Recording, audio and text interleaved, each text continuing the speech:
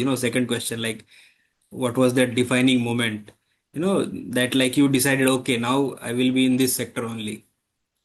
So yes, but I think if you talk about defining moment, you know, I think there are two more incidences I would like to tell. One is that, of course, when when I was in working in different organizations where we visited the different states like Rajasthan, Madhya Pradesh, Uttar Pradesh, and then where I saw that the facilities are the people are the household, especially in the rural areas where there's a lack of roads, where there is basic amenities is not available in the home, where the healthcare facility is too diversely and too kind of disorganized.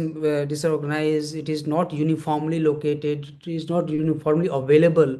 And I was fortunate to have done two rounds of NFHS in Bihar, in Madhya Pradesh, various golden what you gold standard health system like GATS, study on aging and all that for WHO and all that.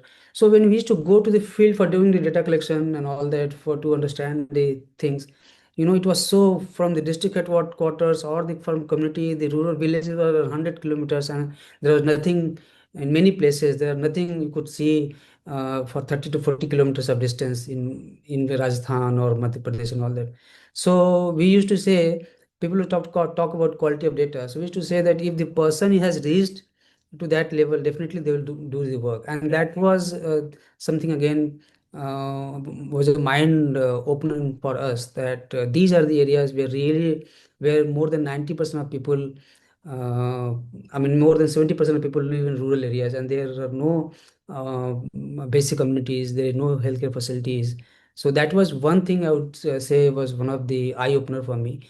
The second thing is that I've been fortunate to work in different part of the country world, especially the developing neighboring countries like Afghanistan, Maldives, Bhutan, and all these countries, Myanmar.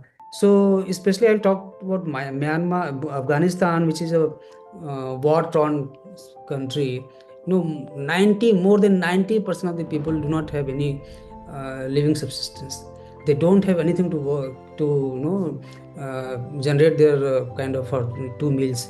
So in those so low resource thing where there is no development, I mean people just depend on development agencies to meet their basic needs and all that, and forget about having the best care or even the basic care in those places. So looking at these two thing, and of course we come from India. I have worked and lived in the Bombay, Bangalore, and all the metro cities, been to all most of the best places in the world. So we have seen the two contrast in the my own country, few places very poor, less resources.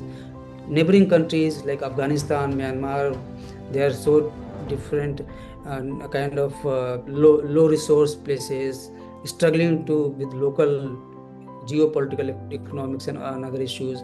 So these are the two visit to these two three places. I've really kind of realized my work had to be focused on bridging the gap for the quality, and especially for the most vulnerable people.